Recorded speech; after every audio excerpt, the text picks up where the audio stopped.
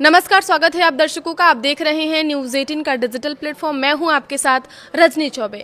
नया financial year शुरू होते ही 1 अप्रैल से कई बड़े नियम लागू होने जा रहे हैं, जिनका सीधा असर आम लोगों, खासकर सैलरीड कर्मचारियों और टैक्स पेयर्स पर पड़ेगा।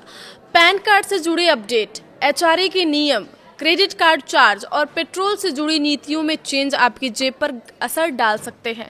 तो ऐसे में ज़रूरी है कि आप इन नियमों को पहले से समझ लें, ताकि टैक्स प्लानिंग सही तरीके से कर सके और अनावश्यक खर्च से बच सके। अब तक पैन कार्ड बनवाने के लिए अब आधार पर्याप्त था, लेकिन 1 अप्रैल 2026 से यह सुविधा खत्म हो जाएगी। असल में नए नियमों के तहत पैन बनवाने या उसमें सुधार करने के लिए एक्स्ट्रा डॉक्यूमेंट्स देना जरूरी होने वाला है।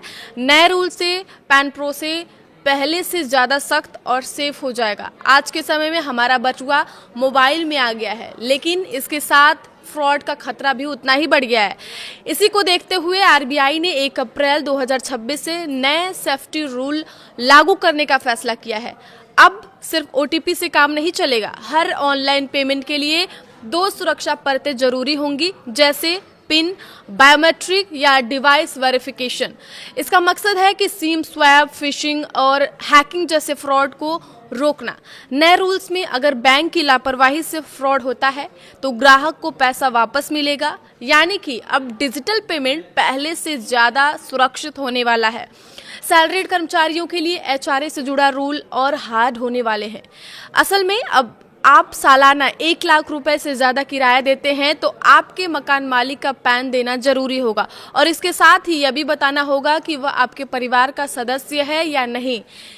ये जरूरी जानकारी नए फॉर्म 124 में देना होगा। इसका उद्देश्य फर्जी एचआरए क्लेम पर रोक लगाना है। नौकरी पेशा लोगों के लिए बड़ा बदलाव आने वाला है। 1 अप्रैल 2026 से नया फाइनेंशियल ईयर शुरू होते ही नया आयकर अधिनियम 2025 और लेबर कोड लागू होगा, जिसका सीधा असर आपकी सैलरी और टेक होम पर पड़ेगा, जो कि आपके हाथ में आती है सैलरी।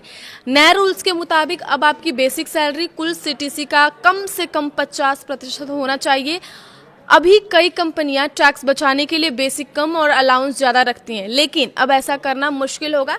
बेसिक सैलरी बढ़ने से आपका पीएफ और ग्रेच्युटी भी बढ़ेगी, यानी रिटायरमेंट के लिए ज़्यादा बचत होगी। हालांकि पीएफ ज़्यादा कटने से हाथ में मिलने वाली सैलरी थोड़ी कम हो सकती है, जबकि एचआरए छूट कम होने से पुराने टैक्स सिस्टम में टैक्स थोड़ा बढ़ सकता है। लेकिन नए टैक्स रिजीम वालों के लिए ज़्यादा फर्क नहीं पड़ेगा, क्योंकि 12.75 लाख, लगभग 13 लाख तक की आय पर टैक्स छूट मिलती है।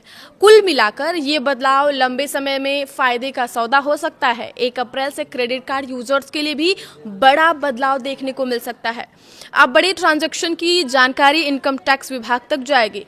तो अगर आप साल में 10 लाख रुपए से ज़्यादा का कार्ड बिल डिजिटल तरीके से भरते हैं या 1 लाख से ज़्यादा कैश पेमेंट करते हैं तो यह रिपोर्ट होगा, यानी कि अब हर बड़ा खर्च सीधे आपके पैन से जुड़ा जाएगा। इसलिए खर्च और टैक्स रिकॉर्ड का ध्यान रखना बेहद ज़रूरी है।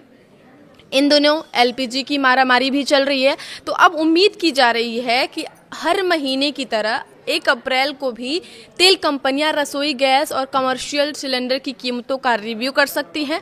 अंतर्राष्ट्रीय मार्केट में कच्चे तेल की कीमतों और डॉलर के उतार चढ़ाव के आधार पर दाम तय होंगे। आगे की खबरों के लिए आप देखते रहिए न्यूज़ 18 का डिजिटल प्लेटफॉर्म। धन्यवाद।